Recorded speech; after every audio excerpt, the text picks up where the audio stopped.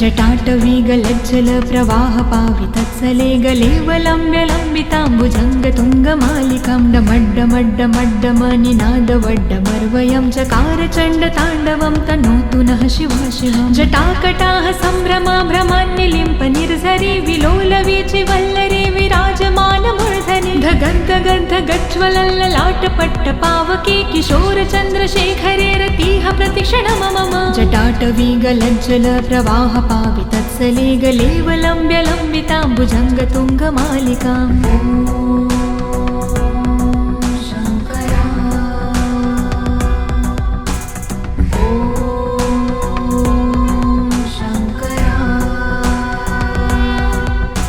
धराधरेन्द्रनन्दिनी विलासबन्धुबन्धुरसुराद्रिगन्धसन्तति प्रमोदमान मानसे कृपाकटाक्षधारिणी निरुद्धदुर्धरापदे कवचदिगम्बरे मनो विनोदमेतु वस्तुनि। जटाभुजङ्गपिङ्गलस्फुरत्फणामणि प्रभा कदम्बकुङ्कुमाद्रवा प्रलिप्तदिग्वधूमुखे मदान्धसिन्धुरस्फुरत्वगुत्तरीयमेदुरे मनो विनोदधुत्तं बिभर्तु भूतभर्तरे।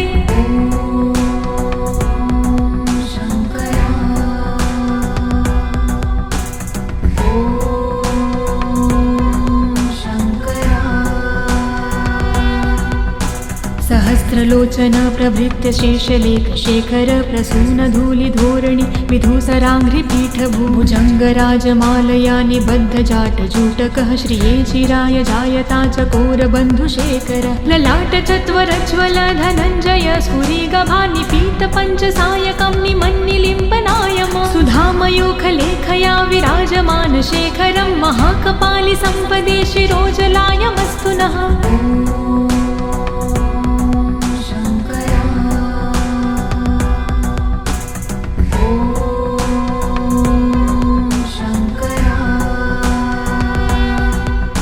करालभालपट्टिकाधगद्धगद्धगज्ज्वल धनञ्जयाधरीकृत प्रचण्ड पञ्चसायके धराधरेन्द्रनन्दिनी कुचाग्रचितपत्रक प्रकल्पनैकशिल्पिनी त्रिलोचने मते मम। नवीनमेघमण्डली निरुद्धदुर्धरस्फुरत् कहोनिशीथिनी तमः प्रबन्धबन्धुकन्धरः निलम्पि निर्झरीधरस्तनोतु कृत्तिसिन्धुरः कलानिधानबन्धुरः श्रियं जगन्धधुरन्धरः।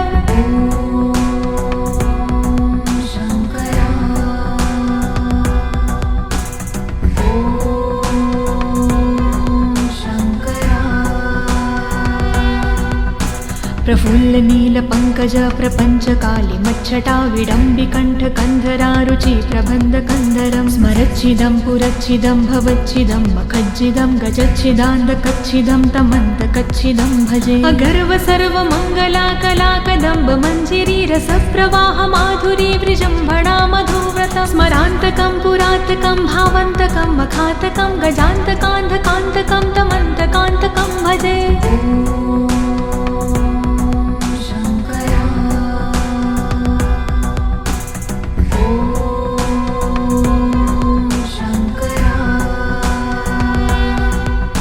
जयद्वद ब्रवीभ्रम ब्रमद्दजङ्गमस्फुरधगद्धगद्विनिर्गमत्करालबालहव्यव धिमिद्धिमिद्धिमिद्धिमिन्मृदङ्गतुङ्गमङ्गलं ध्वनिक्रम प्रवर्तित प्रचण्डताण्डव शिव। दृशद्विचित्रतल्पयोर्भुजङ्गमौक्तिकं स्रजो गरिष्ठरत्नलोष्टयो सह द्विपक्षपक्षयो त्रिणारविन्दचक्षुषो प्रजामहिन्महेन्द्रयो समं प्रवर्तयन्मनः कदा सदा शिवं भजे।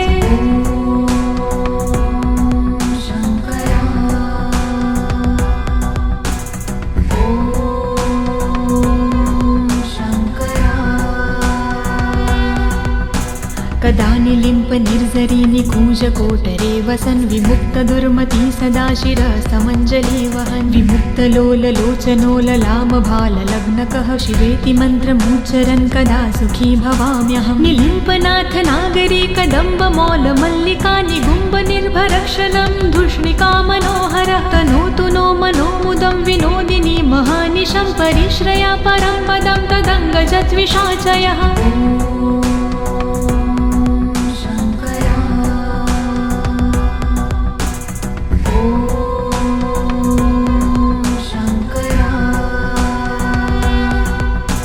प्रचंड वाडवानल प्रभाशुभ प्रचारिणी महाष्टिसिद्धकामिनी जनावहूत जल्पना विमुक्त वामलोचनो विवाहकालिकध्वनि शिवेति मन्त्रभूषगो जगज्जयाय जायता इमं हि नित्यमेव मुक्तमुत्तमोत्तं स्तवं पठन् स्मरन् ब्रुवन्नरो विशुद्धमेति सन्ततं हरे गुरोसु भक्तिमाशु याति नायशागति विमोहनं हि देहनातु शङ्करस्य चिन्तनम्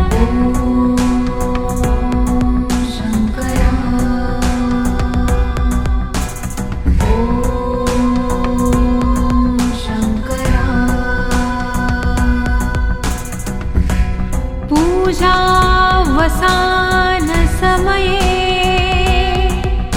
दशवक्त्रगीतं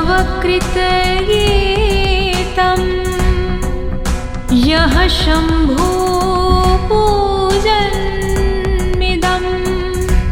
पठति प्रदोषे तस्य स्थिरा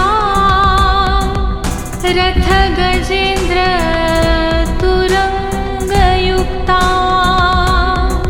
लक्ष्मी सदैव सुमुखी प्रददाति शम्भुः इति शिवताण्डवस्तोत्रं सम्पूर्णम्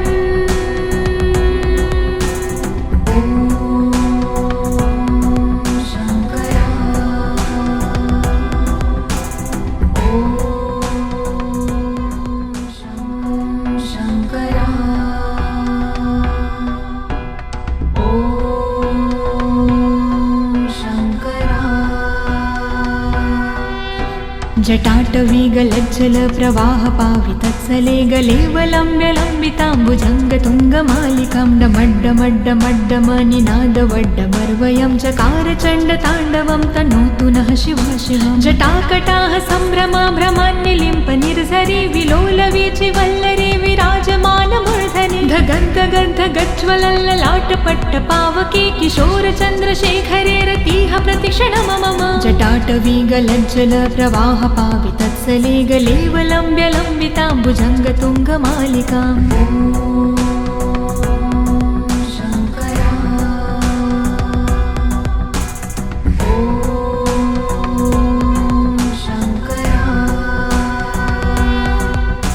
धराधरेन्द्र नन्दिनी विलास बन्धु बन्धुरसुराद्रिगन्ध सन्तति प्रमोदमान मानसे कृपाकटाक्षधारिणी निरुद्ध दुर्धरापदे कवचे दिगम्बरे मनो विनोद मेतु वस्तुनि जटाभुजङ्ग पिङ्गल स्फुरत् फणामणि प्रभा कदम्ब कुङ्कुमाद्रव प्रलिप्त दिग्वधूमुखे मदान्ध सिन्धुरस्फुरत्व गुत्तरीय मेदुरे मनो विनोद धुत्तं बिभर्तु भूत भर्तरे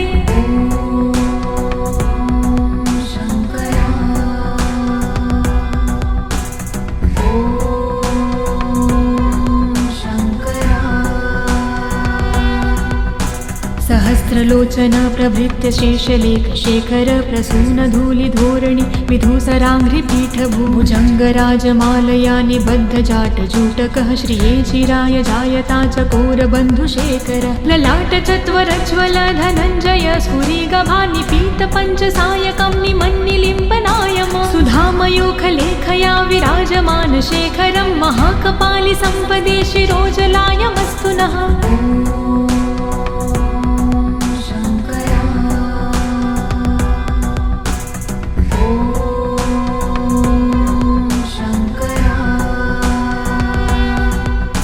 करालभालपट्टिकाध गद्द गद्द गज्वल धनञ्जयाधरीकृत प्रचण्ड पञ्चसायके धराधरेन्द्र नन्दिनी कुचाग्रचित पत्रक प्रकल्पनैक शिल्पिनी त्रिलोचने मते मम नवीन मेघमण्डली निरुद्ध दुर्धर स्फुरत् कहो निशीथिनी तमः प्रबन्ध बन्धुकन्धर निलम्पि निर्झरीधरस्तनोतु कृत्ति सिन्धुरः कलानिधान बन्धुरः श्रियं जगन्धधुरधर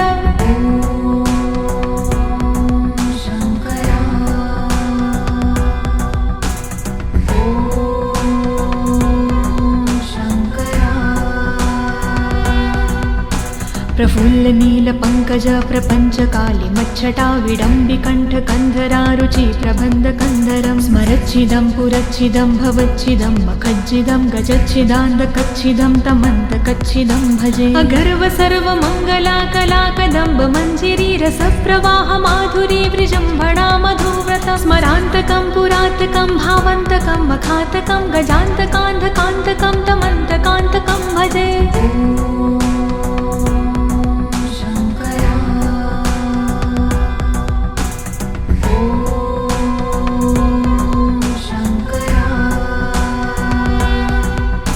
जयद्वद ब्रवीभ्रम भ्रमद्द जङ्गमस्फुरधगद्धगद्विनिर्गमत्करालबालहव्यव धिमिद्धिमिद्धिमिद्धिमिन्मृदङ्गतुङ्गमङ्गलं ध्वनिक्रम प्रवर्तित प्रचण्डताण्डव शिव दृशद्विचित्रतल्पयोर्भुजङ्गमौक्तिकं स्रजो गरिष्ठरत्नलोष्टयो सह द्विपक्षपक्षयो त्रिणारविन्दचक्षुषो प्रजामहिन् महेन्द्रयो समं प्रवर्तयन्मनः कदा सदा शिवं भजे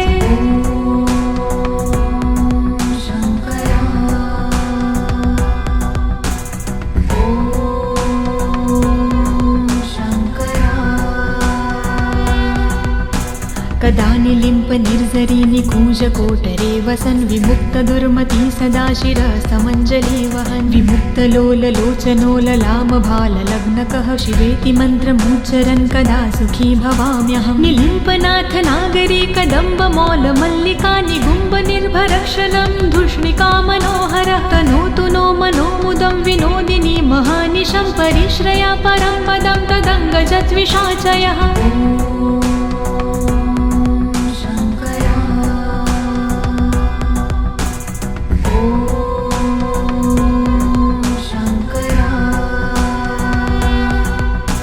प्रचण्डवाडवानल प्रभाशुभ प्रचारिणी महाष्टिसिद्धकामिनी जनावहूतजल्पना विमुक्तवामलोचनो विवाहकालिकध्वनि शिवेति मन्त्रभूषगो जगज्जयाय जायता इमं हि नित्यमेव मुक्तमुक्तमोतं स्तवं पठन् स्मरन् ब्रुवन्नरो विशुद्धमेति सन्ततं हरे गुरो सुभक्तिमाशु याति नायशागति विमोहनं हि देहनातु शङ्करस्य चिन्तनम्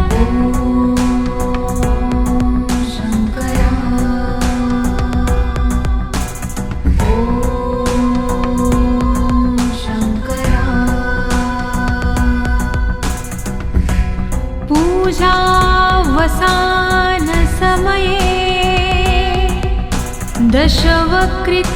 दशवक्त्रगीतं यः शम्भो पूजन्मिदं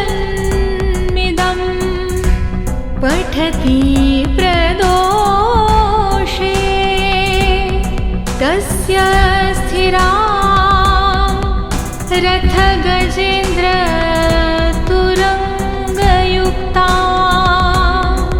लक्ष्मी सदैव सुमुखी प्रददाति शम्भुः इति शिवताण्डवस्तोत्रम्